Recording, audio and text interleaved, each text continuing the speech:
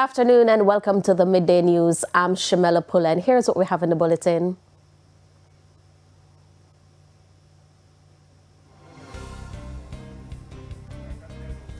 Mandeville repairs fast track after Hurricane Melissa crisis. Global Reggae mourns third world Stephen Coore, and later in sports, ISSA cancels Champions Cup competition. Now the details. Repairs to the physical infrastructure at the Mandeville Regional Hospital are now underway. This following the health crisis triggered by Hurricane Melissa, according to the Southern Regional Health Authority Chairman Wayne Chen. Meanwhile, Jamaica Medical Doctors Association says staff remain burnt out. Several public health facilities in Western Jamaica were badly damaged by Hurricane Melissa last October. As a result, hospitals such as Mandeville Regional are now operating beyond capacity. Patient numbers have surged, leaving exhausted staff struggling to cope with increased admissions from multiple parishes. Health officials say efforts are ongoing to manage the strain as daily admissions and emergency visits continue to rise. And I do recognize the stress that our frontline personnel are currently under, but we are working assiduously to ease that stress.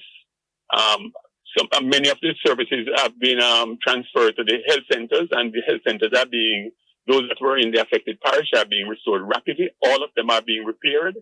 The ones that were damaged, we lost 3 during burial. They all survived very well in Melissa because all the health centers that are being refurbished to be hurricane resistant. So we also recognize too that because of the current situation, Jamaica Medical Doctors Association President Dr. Renee Badger says more must be done to ease the workload at the hospital. Speaking on Monday's morning agenda, she said frontline staff are burnt out. Currently, the hospital has been operating with just 8 primary care physicians instead of the recommended 21. Infrastructure, absolutely important. Absolutely important. Staffing is also very important. And for us as a JMD, we had a meeting with Southern Region about, not this Friday that's just went, the Friday before that. We spoke clearly, delineated the problems clearly with regard to staffing, doctor to patient ratio, how many doctors are in A&E, how many doctors are in medicine, how many doctors are in general surgery, and that the numbers of doctors with the numbers of patients is not medically legally safe. Our doctors have been complaining since October. Why from October to January that report has not been written, has not been sent for more posts to be created within Mandeville to combat the problems that we're having post-Melissa? Dr. Badger says there are doctors who are available to fill posts in the public service. I have a list right in front of me now of more than 40 doctors who are unemployed. 40 doctors. Some of them have worked in the region already, and they are unemployed, and these are interns who are willing to go to Mandeville and to serve and to work. These are international medical graduates. I don't know if you heard about what had happened before with international medical graduates and them not being placed and being given a job. I have a list of over 40. Why hasn't the region sent off its report to the ministries, the relevant ministries, create whatever posts need to be created? And before they even need to create, there are 18 spots there for interns that have not been filled. And I have over 40 interns on my list right here. Well, so I'm confused at what is happening with the region. And when we said to them that, how can you expedite this? Oh, they have a new board that is coming in and they have to have a meeting. And then the next meeting to deal with this matter will be February. The global reggae family is in mourning following the sudden death of one of Jamaica's most influential musicians and cultural ambassadors, Stephen "Cat" Coore of Third World. Antonia Atkinson has the details. Now that we found love, what are we gonna do with it? Now that we found love, what are we gonna do with it? That timeless lyric now carries deeper meaning as the global reggae community mourns the sudden passing of legendary Jamaican musician Stephen "Cat" Coore, founding member and musical director of the iconic band Third World. Coore died on Sunday, January 18, sending shockwaves through the music industry both locally and internationally. Born April 6, 1956, Coore spent more than 50 years shaping the world's distinctive reggae fusion sound, blending reggae, soul, funk, pop, and rock, helping to propel Jamaican music onto the global stage. 96 degrees gives a shade. Under his musical leadership, the band delivered enduring classics including Now That We Found Love, 96 Degrees in Shade, and Try Ja Love, songs that became anthems across generations. Widely celebrated for his mastery of the guitar and cello, Coore was also regarded as a cultural ambassador whose deep musical knowledge and artistic vision inspired generations of artists. Tributes have been pouring in from fellow musicians, cultural leaders, and fans around the world. Prime Minister Andrew Holness, in a tribute, described Coore as a national treasure, stating, "Cat Coore was a cultural ambassador in the truest sense, representing Jamaica with dignity, excellence, and pride. His contribution to the creative arts enriched our national identity and inspired generations of musicians at home and abroad." And if you lose your way, I'll lead you to my love. Members of Third World also took to Instagram to pay tribute to their longtime bandmate, reflecting on his musical brilliance, leadership, and brotherhood. Fellow artists, including Sean Paul, Jesse Royal, and Womaine Virgo, have also shared tributes, hailing Coore's lasting impact on reggae and Jamaican culture. Stephen Cat Coore leaves behind his wife, Lisa, his children, grandchildren, extended family, bandmates, and a global community of fans. Though the strings have fallen silent, his music, legacy, and influence will continue to resonate across generations. Anthony Atkinson, TVJ News. Try Ja Love. The Jamaica Constabulary Force reports that 1,201 illegal firearms were seized in 2025. This marks a landmark year in the fight against crime. This compares to 833 illegal firearms seized in 2024, representing a 44% increase. Police say 586 of the firearms were seized during operations, along with 7,475 rounds of ammunition. The success is credited to intensified patrols, targeted operations, and intelligence-led policing. Citizens are urged to report guns, gunmen, and gangs to Crime Stop Jamaica at 311 or the nearest police station. Over 100 businesses affected by Hurricane Melissa are set to receive support under the government's recovery program. Prime Minister Dr. Andrew Holness made the revelation at the recent reopening of border in St. Elizabeth. Alia Bryant reports. Hurricane Melissa did not only upend lives but livelihoods as well. Recently, the government announced that over 90,000 residential home assessments have been completed. In the business sector, Prime Minister Dr. Andrew Holness says more than 100 enterprises were directly affected. So against this backdrop, we have the Business Restoration Program. And what you are seeing here today is the conclusion of just one of the interventions in the Business Restoration Program. Business operators in border St. Elizabeth have received a well-needed lifeline. Fisherfolk will supply local vendors, helping entrepreneurs rebuild their businesses. We're going to be providing boat repair grants, we're going to be providing engine replacement grants, and we're going to be providing grants starting from $250,000 and going all the way to $5 million to get our fishers back out there so they can provide the fish for our entrepreneurs at border. We will start that distribution next week.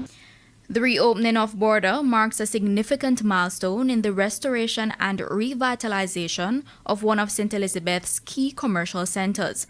In addition, the facilities have also been upgraded to improve safety, sanitation, and overall operating conditions. We stand in border to record our determination or commitment to not just renewal, but to build for the future with clear purpose and resilience factored into everything we build. Alia Bryant, TVJ News. Clean up the voters list and extend voting hours for employees. That's the view of a government MP who is proposing wide-ranging changes to Jamaica's election laws ahead of the next general election expected by 2030.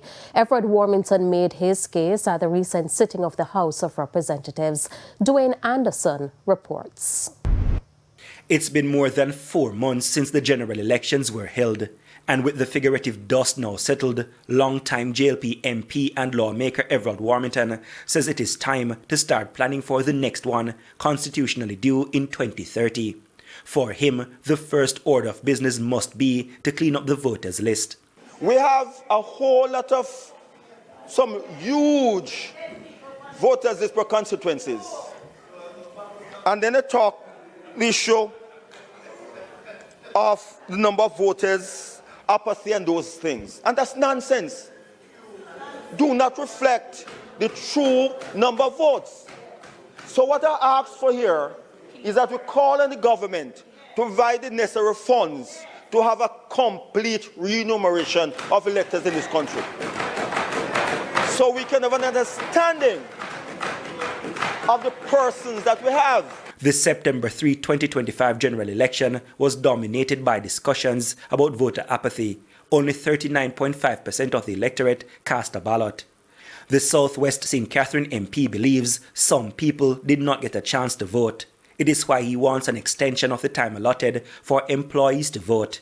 And even though the requirement for employers to allow workers time off to vote, how much hours? 2 hours? 3. Many times, the employees do not allow the voters, the employees so to do. And there are areas like in Southwest St. Catherine, people work in Kingston. And after work, they cannot leave their job in time to reach Old Harbour or Bartons to cast the ballots. That's the only reason I ask for an additional hour, so that every elector will have the opportunity to cast their votes. Mr. Warmington also feels the election process could be enhanced if representatives of candidates were afforded greater access on election day. If they are provided for as the indoor agent in Roper, then they should be recognized as such and should be at a place where they can carry the responsibilities effectively than having a one-day police and security force telling go down the road. There are times when you have the one-day police or the security force are political, and they take political actions. Allow the people or the person appointed by the candidate to carry the responsibility on part of the candidate. This is why I'm asking that for this one, be it resolved that in the case return officer selection, election workers and what have you, that there be less than the 200 yards from the polling station. Dwayne Anderson, TVJ News. It's time for a break. Stay with us. More stories when we return.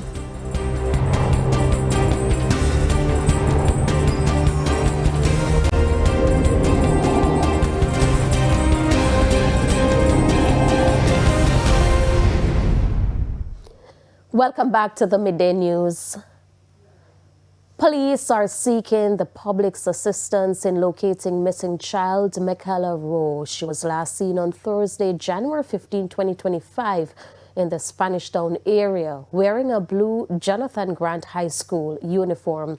Michaela is described as tall, slim build, and of dark complexion. Anyone with information on her whereabouts is urged to contact 876-807-5027, 876-367-2597, or 876-778-7786. A reward of $200,000 is being offered for her safe return. It's now time for the Business Minute. Dollar Financial Services has announced that its recent public bond offering was oversubscribed, reflecting strong investor demand. As a result, the company's board of directors closed the offer early on January 9. Dollar says details of the basis of allotment will be published on the Jamaica Stock Exchange's website by January 20. The company notes that, in line with the terms of prospectus, applicants who successfully completed their applications will receive full allotment of their subscriptions on a first-come, first-served basis. Dollar says the response to the bond offer underscores investor confidence in the company and its growth strategy. Further afield, President Trump has sparked a major NATO crisis by threatening new tariffs and refusing to rule out using force to seize Greenland and Danish territory. He plans a 10% tariff on several European allies starting February 1, rising to 25% by June. European leaders are showing rare unity, warning off retaliation, while some U.S. lawmakers say Trump has no authority to attack a NATO ally. Critics fear his actions could fracture or even collapse NATO, delivering a strategic win to Russia and China. For the Business Minute, I'm Kimberly Petty. Thanks, Kimberly. It's now time for the top regional and international stories. In the region, Trinidad's Defense Minister Wayne Sturge says he is optimistic the Senate will approve the Zones of Special Operations ZOSA legislation when it meets on Tuesday. The bill, passed in the House of Assembly early Saturday, now requires support from independent senators to become law. Prime Minister Kamla Persad-Bissessar says the current state of emergency will end on January 31st. Opposition figures warn the legislation threatens civil liberties, while the government insists ZOSAs are targeted, time-limited, and not a state of emergency. And on the international scene, at least 39 people are dead and several others injured after two high-speed trains derailed in southern Spain. One train traveling from Malaga to Madrid crossed the tracks and struck an adjacent line, forcing a second train to derail. The first train was carrying about 300 passengers. Emergency protocols were activated as officials warned the death toll could rise. And those were the top regional and international stories. I'm Aaliyah Bryant. Thank you, Alia. We head to a quick break. When we come back, we'll have your midday sports report.